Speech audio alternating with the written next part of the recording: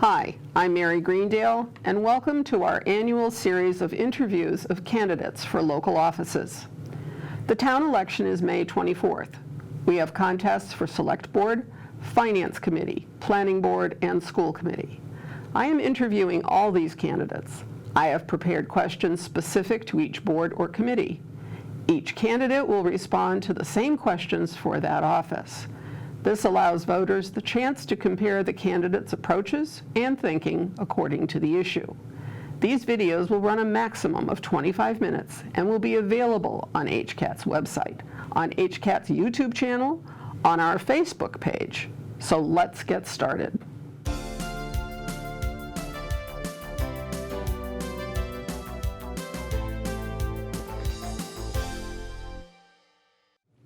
So now let me introduce you to Jen Peterson, and Jen is a candidate for the school committee. Welcome. Thanks, Mary. All right, well, let's just jump into these questions.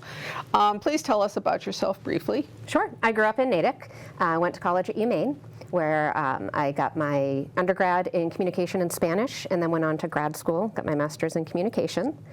Currently, I work part-time at the Heritage of Sherborne.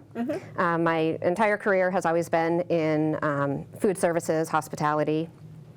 And I've lived here for almost 8 years now with my husband. We have one son who's in 4th grade at Miller. My mother-in-law is currently living with us as she recovers from a broken hip. Uh-oh. Yep. And we have dogs, cats, fish, chickens, and we're also fostering a dog right now. And I love animals, if you, if you didn't pick up on that. Yeah, well, we'll compare notes. So why did you decide to run for the school committee and not some other committee? Sure. I've been an active PTO member for a few years now. I run the spring fundraiser, the raffle baskets. Oh, sure. Yeah. I've been volunteering at Placentino, and I will volunteer at Miller now that it's open again, in the classroom, in the library, chaperoning field trips, really just any opportunity to be at the school. I even worked in the lunchroom for a little while. So I felt that this committee was how I could best serve the community. Okay. And what kind of skills and experience do you think you bring to this specific board? Well, my background in communication has given me the ability to relate to many different members of the educational community, both internal and external, who both reap the benefits of a strong school system. I look forward to representing the school committee at town meetings. I vote at the town meetings, I vote in the town elections, and I look forward to being on the school committee. Okay, thank you. So what do you think are the biggest issues? And I'm limiting you to two just because we all know that there could be, dozens and dozens of them. But at any rate, and what are the two biggest issues in the next 3 years, and how do you think you would address those? So the biggest issue for the school and community as a whole is mental wellness. We need to look at the needs of our students, our staff, our teachers, the entire community. And it's also our mission to ensure that the students receive comprehensive services proactively. I'd suggest alternative enriching settings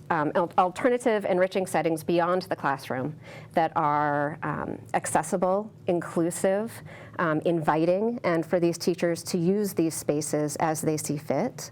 Could you tell me what that means? Working with the Park and Rec Department, working with CPAC, Diverse Holliston,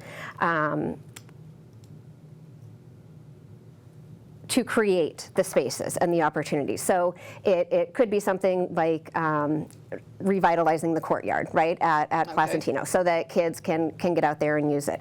Maybe in the middle school, the kids need to get outside of the 4 walls. And is there another space within the community that the teachers could have access to if they wanted to? The library, I know we don't have a community center, but that would, just creating these spaces. I would suggest putting out surveys to every single student, parent, and teacher so that they have agency in, well, what would you like to see? If you could have an alternative classroom setting, what would that look like? And talk this would be with. during the day. I mean, I'm curious because I've not heard of this idea before. So, so this is during the daytime, during classroom time, just to sort of break it up, maybe give everybody a Absolutely. different scene. I see. Absolutely. Bringing the Miller kids over to see Mary Poppins. Oh my goodness, they were so excited about that. And it was sold out. Uh-oh. You know, I mean, that was a good thing. It was Yeah. bad for the people who didn't get the tickets in time. Yeah. But just getting out and interacting in the community, and they learned a lot about arts in that, and supporting each other as students at all levels. So things like that, you know, the idea comes from when I was in college, and it'd be a gorgeous day, and the professor would take us outside. Those were some of my favorite days.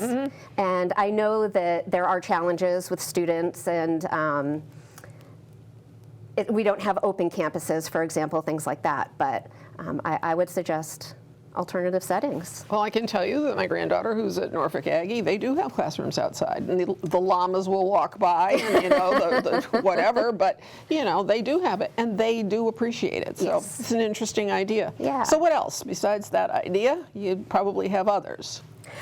Oh gosh, I do. So we need to continue to address the mental health needs of the kids, starting at Placentino all the way through the high school, and proactively. That's what I would really like to work on, is proactively getting ahead of these issues that, that the kids, that we're seeing that they're going to have and that they're going to continue to have.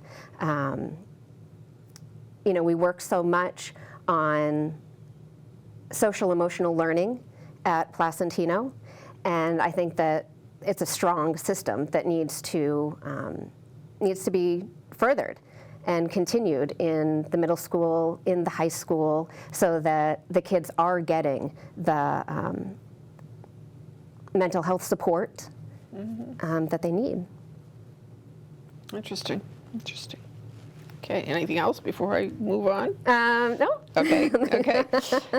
So, is there anything that you think that we can do to better for the mainstream kids? Sure. You know, sometimes special needs kids get their kind of they're all along this path, and then you may have the high achievers or whatever, they get to go along this path, and then you get this little cluster of kids that are just sort of your average kids. Right. And is there anything you get to do for those kids, even if they don't want to go to college? I mean, it doesn't mean that they're not capable of doing many other things. But Right. Yep. And I think we're seeing how important the trades are. Yeah. There's and yep.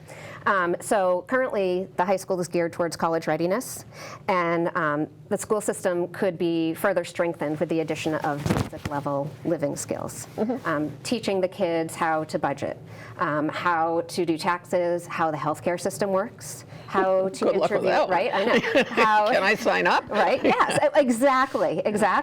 And that's usually how it happens, that we're caught with this massive bill and say, but wait a second, I had health insurance. How did this happen? And it is very confusing. And then if you choose not to have health insurance, what the repercussions of that are.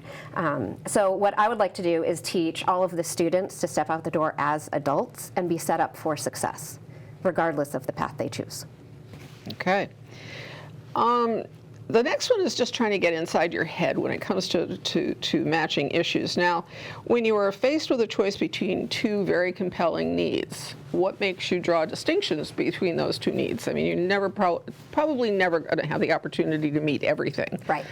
So how do you make those decisions? What do you need, and how much does public opinion play into it? So public opinion plays very significantly into it, because as a member of the school committee, I am one person with one opinion, yet I'm the voice for the community. So the public opinion would matter greatly. The needs of whatever this particular issue is would need to be investigated thoroughly through different lenses. The results cannot be rushed, and comprehensive studies would need to happen on both of the issues. And then again, take the public opinion into it and make the best decision that you can. I bring you all of that information. All of that study's been done. Now you're down to the choice between long hair or short hair. What is it? Or my favorite is the leaky roof and the siding that just blew off. Which one are you going to do? You got the money to do one, not both. So how do you think about that? How do you approach that kind of thing? Well, you always got to fix the leaky roof first, right? Because if you allow the roof to keep leaking, the walls are going to collapse. So you got to fix the roof first in that instance.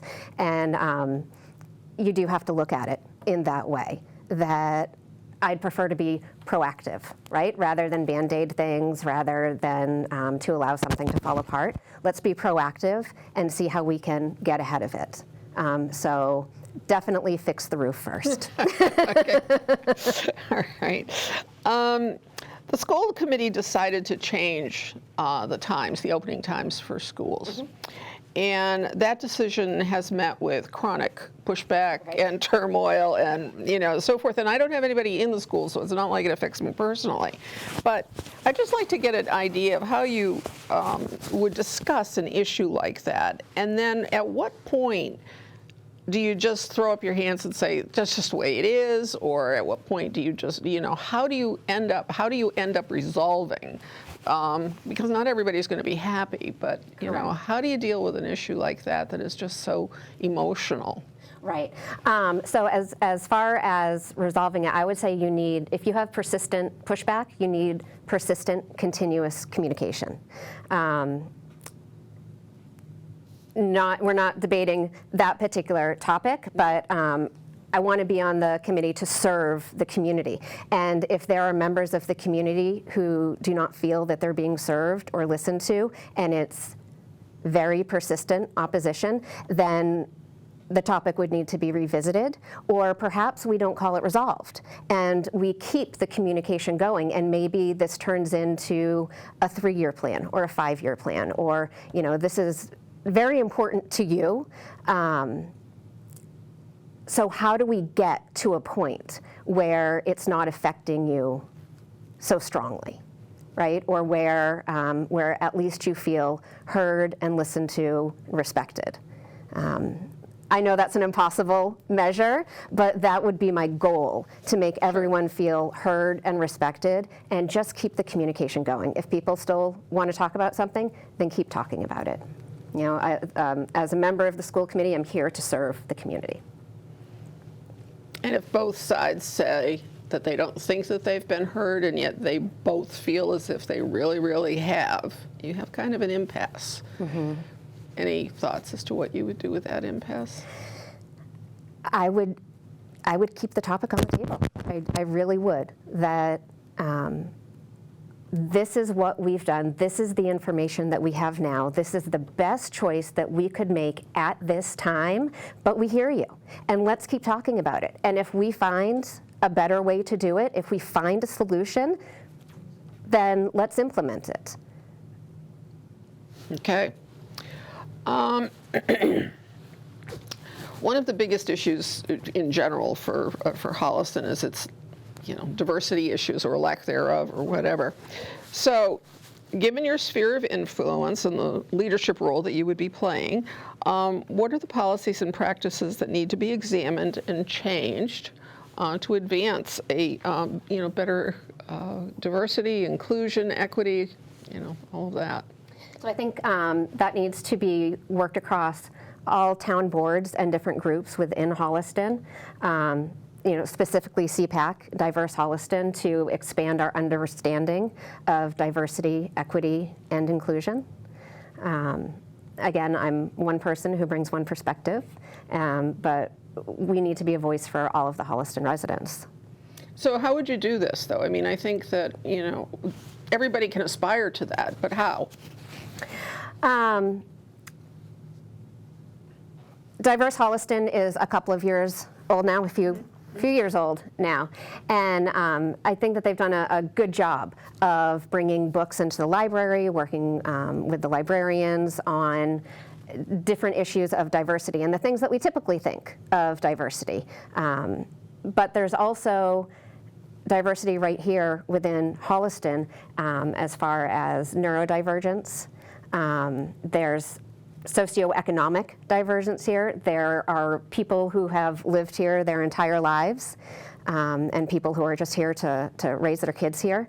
And so there's so much diversity within Holliston that you don't even really think about being diversity. Even just the different viewpoints of the day, right? How did we come to these decisions? How did we come to our viewpoints now? And how do you get all of those people to come to communicate? I mean, just what are the tangible items that get that? Let's just take the socioeconomic, because I think that's one that's probably everywhere, you know. But how do you bring that together? How do you bring that to happen? Well, that would be the work.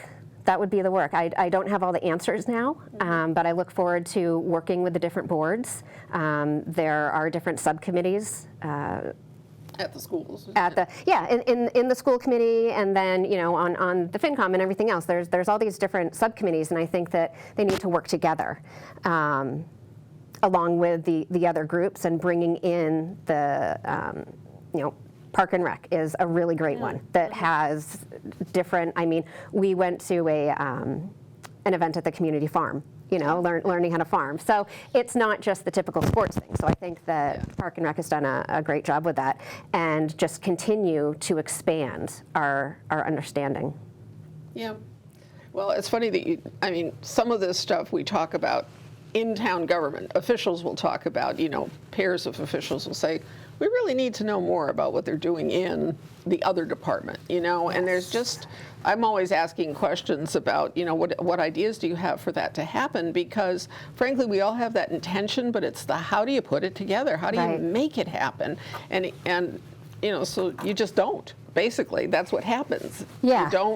You don't have a plan, and nobody's really thinking about it, and so the pieces just never come together. And yet, I think there's consensus that that's what needs to happen. Yeah. So, yeah, somewhere along the line, you just need a spark plug. Right. So maybe that's your job. Yes, I'll be the spark. You can be the spark plug. All right. So you've got 2 minutes to do your pitch. I have. Well, I would love your vote.